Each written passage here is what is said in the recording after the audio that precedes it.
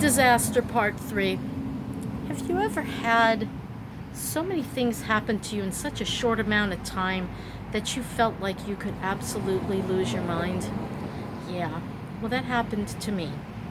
And I had to call my daughter Rachel in Texas, and I said to her, I've had enough. I'm tired of fighting for my right to happiness, just for something good to come out of the things I'm attempting. My money is going out the door at an unbelievable fast rate. This wasn't supposed to happen this way. It was supposed to be simple. I was going to come to my kid's house. I was going to find a van. I was going to fill the van with my items. I was going to sell my stuff out at Renninger's, which I did accomplish. Not for what I wanted, but I still accomplished it. And then I was going to start working on my storage unit to get my personal goods completely downsized so I could fit most everything either in the van and maybe keep my physical photos here at the kids' place if we could get their garage whittled down. And they needed my van because they want to bring the last of their electronics they used to sell to Mi Pueblo here in Florida, a flea market that he's always done well with. Well, the van was a disaster, and I wouldn't look at it, I wouldn't sit in it, I wouldn't try it out, and it's my own fault. Clearly, my intuition was saying, this van isn't for you, but because I was so distraught over the one I had just missed, I think I just took it because I was just so tired of not having transportation. And I took it to the kid's mechanic, and he ruined the engine. And, yeah, so I found an engine most recently. I was going to use the asshat named Jason to do the engine, but I'm very grateful I didn't, that Michael found out that this guy really didn't know what he was doing.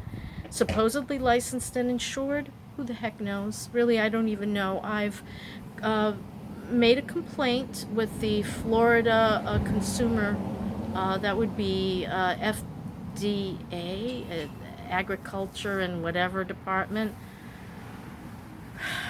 Florida Agriculture, and I don't know, Commerce and Customers, and I don't know, something like that anyhow, consumer type of thing. So I've already filed a report there. I'm going to file a report with the Attorney General because I don't think this guy is licensed. I know he's not insured. I'm positive of that now, because if he was, he would have had these items that he ruined in my son Dennis's car fixed. Well, meanwhile, Denny gets that mount put on by asshat, but the hot car is shaking violently at 40 miles an hour and over. He comes to find out that it is CV axles. At first, another mechanic that's supposed to be like a legitimate mechanic with a business right here in town, and he said it was the transmission. And Michael said, get a second opinion. And so we called another place that deals with transmissions, and he says, I hear this all the time about the Kia Optima. It's not the transmission, more than likely. Bring it in for $150. They went over it.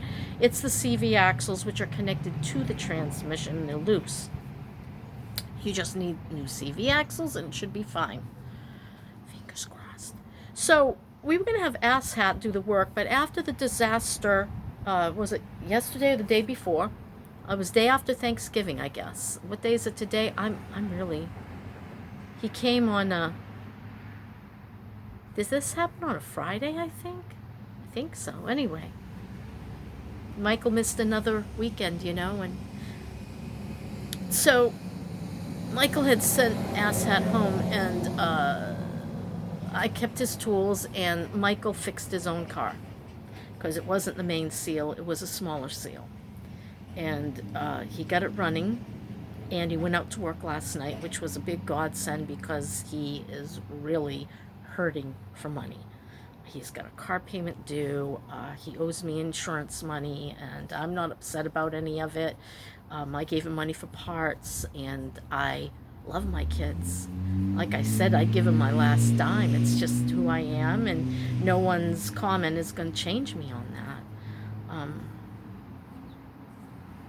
But I was feeling low. Now we had no mechanic.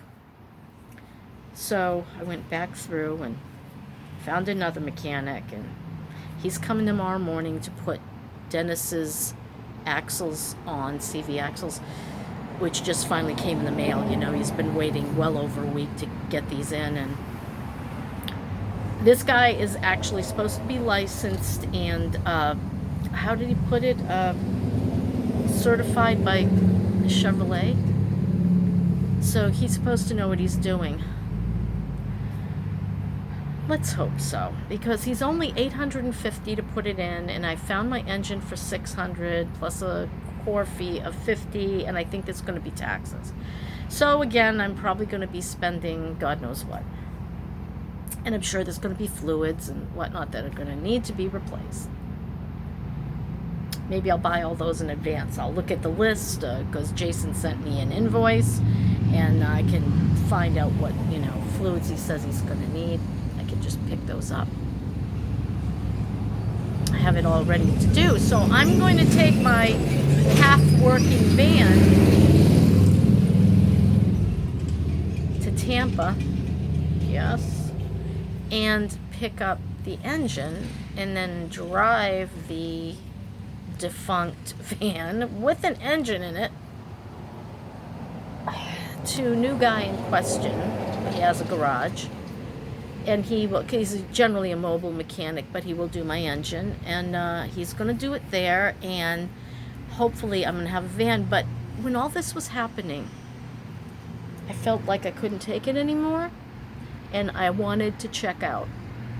And I know who I need to talk to when I feel that way. Because I have in a couple of cases. I just feel like I'm tired of the struggle. I'm tired of the fight. I'm tired of the stress. I'm tired of the worrying about becoming completely destitute. What am I going to do? I'll go be with Dennis is what I was thinking. So I called Rachel, and Rachel's like, whoa, hold it, everything. Let's talk about this. So I tell her the whole story and how I'm fed up and I just can't take it anymore and I just don't want to try anymore and I don't want to go on anymore. I'm done with it. And she said, and I don't know if we're allowed to talk about things like this, so I'm trying to just keep it vague as possible.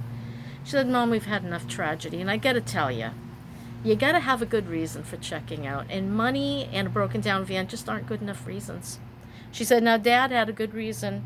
He knew what was coming. He didn't want to suffer prolonged. He didn't want to go into an institution. He possibly was going to choke or, basically be drugged into oblivion. And he was very sick from the drugs as it was, and he couldn't take most of them, She said he had a good reason.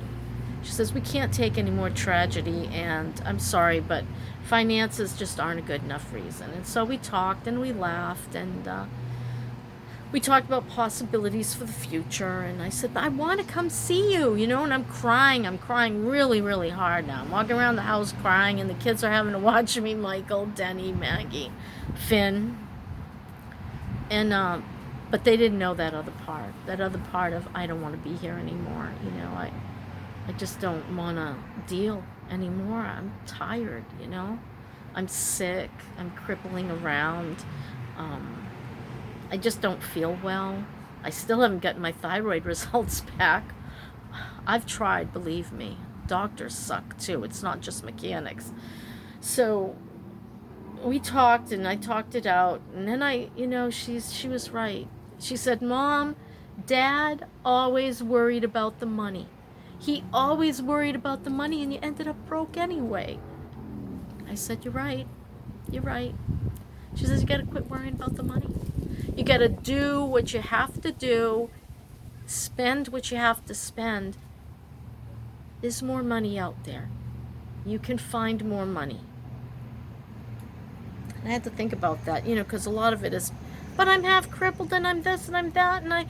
And she said, come sew with me. I need the help.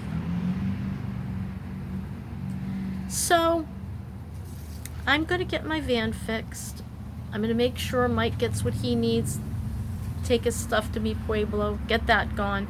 Make room in here for me so I can put the stuff that I just simply cannot part with, and that would be photos and maybe the box of Dad's stuff, the last stuff he owned on this earth. It's just 118-quart plastic storage bin. All that's left of my Denny, his life. And some boxes of pictures and, you know, his high school stuff and some school stuff from when he was young. And it's something. So, yeah. We talked it out and I was like, okay, I can do this. I can try again. And so we're going to see if the next mechanic is or is not an asshat. We'll find out after the CV axles are put on. He'll be here at 9:30 tomorrow morning, and I'm just wishing and hoping. I won't pray anymore because I feel like every time I pray, things get incredibly worse. So I'm not praying for anything anymore. And I'm not even going to ask you to either. It's like, please. Don't ask anybody for anything. This is a crapshoot. Life is a crapshoot, and I'm going to throw the dice again and see where they land, and, you know, what will I get? Will it be snake eyes? 2 6s? A 7? I don't know. But I'm not going to give up. Not until that last penny is gone. Then I'll give up. That's my story, and I'm sticking to it. Life is full of turmoil, troubles, and woes.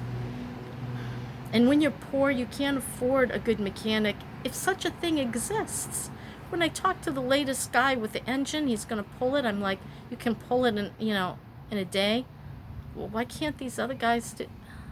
I said to him, I'm really sorry that I'm asking questions that probably seem really ridiculous to you, but if you understood the mechanics I've dealt with, he said, ma'am, I understand. You don't have to explain any further because I have to deal with those same mechanics myself.